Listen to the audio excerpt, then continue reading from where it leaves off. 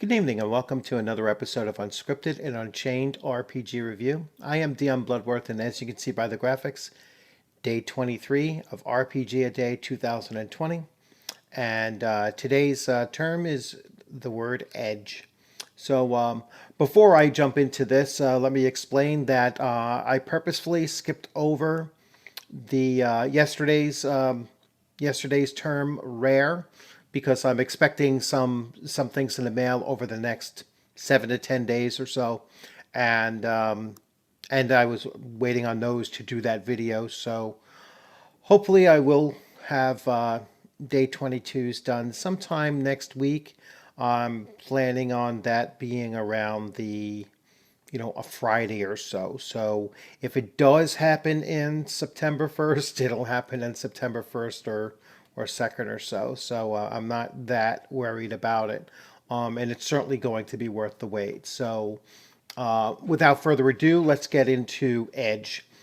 So, I mean, I could go the very easy way and talk about edged weapons in fantasy and talk about some of the iconic weapons that that we have in fantasy, whether it be Conan the Barbarian's sword or Conan's father's sword, or we can go into the all of the different swords that you find in Lord of the Rings or such. Another way to look at edge is just to look for RPGs that are kind of edgy and and purposefully so. They kind of ride that fine line between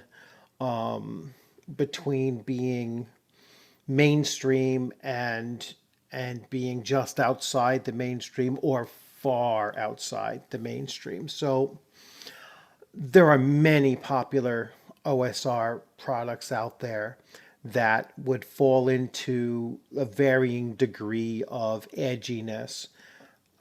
Probably the most mainstream one is Lamentations of a Flame Princess.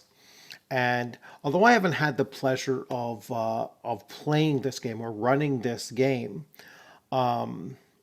it certainly is a much darker fantasy, particularly in its art, which, a lot of times art, you can't separate art from running a game, in some circumstances where the art really does drive the whole tone of a game session. It's like I wouldn't run Lamentations of a Flame Princess without it being edgy because that's what the players are kind of expecting. I could say the same thing for Blackest of Deaths, which I just happen to be wearing this, shirt now, but I wear this shirt often when I'm doing my videos anyway. But the Blackest of Deaths, all of the characters are really meant to die during the playing session. It's a grinder of a game. It's meant to be edgy. It's meant for the player characters, the players to feel like, well, how is my character going to die? I hope that when my character dies, my character is going to die in a extraordinary fashion, in something extremely brutal or just, just something very, very dramatic. There are other games that have that certain level of edge to them. One of my favorite edgy authors is James Desborough, who does or who did Machinations of a Space Princess.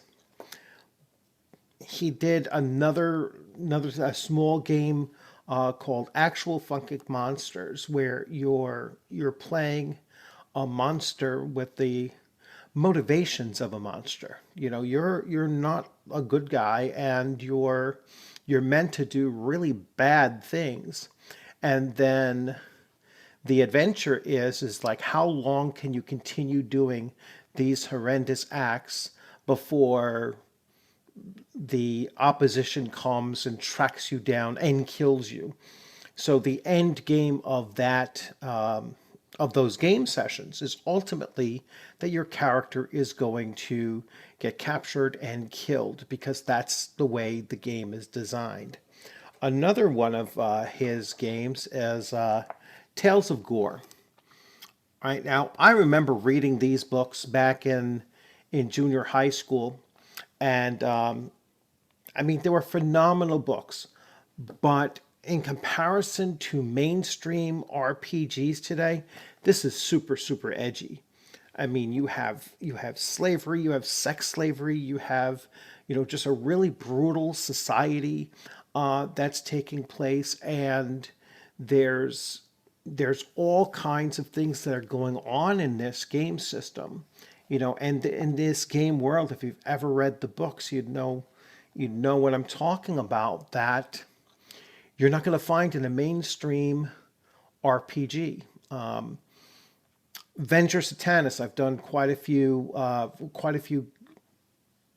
products of his on here. Most recently, I did one for Chalt, which is more gonzo than edgy, but still there are those elements of edginess to them. He has some other game products. Alpha Blue is probably the edgiest of his materials that are out there, games that are out there. So so anytime that you're looking for a real change in pace, there are many many others as well. Anytime you're looking for a clear change in pace, and something a little bit more on the well, basically you have to go to OSR in order to find, at least in my opinion, that's where you should start looking for those kind of materials. And I guess I guess oh, it's slipping my mind. Vampire the Masquerade, probably the original, more edgier version of role playing back in the early '80s. I never played it, but you know that's uh, that's probably one of the initial samplings of edginess in an RPG. So once again, I hope you enjoyed this video. If you have any other games that you like, that you think would fall into this category, then please leave a comment in there, and I'll take a look at them. And if you like this video, please give it a thumbs up. If you hadn't subscribed, please consider subscribing. I'm currently running I had a video a couple videos back where the channel had hit 800 subs, and I'm doing a giveaway on Tuesday.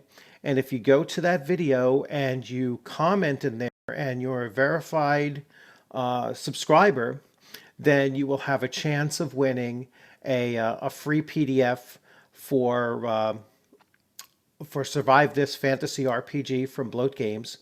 And I haven't decided yet if I'm going to give out the pairing of two PDFs for just one person, one individual at a time, or split that up really, and then I'll have because there are two different books. There's the player's book and the dungeon master's book, and if I split them up that way, then I'll have more codes to give out doing it that way. But anyhow, once again, thanks for joining. I hope you like this video. I look forward to seeing you on a gaming screen sometime soon, and be on the lookout for Rare Day 22, yesterday's video, because that's going to be a real treat. So once again, take care. Have a good night.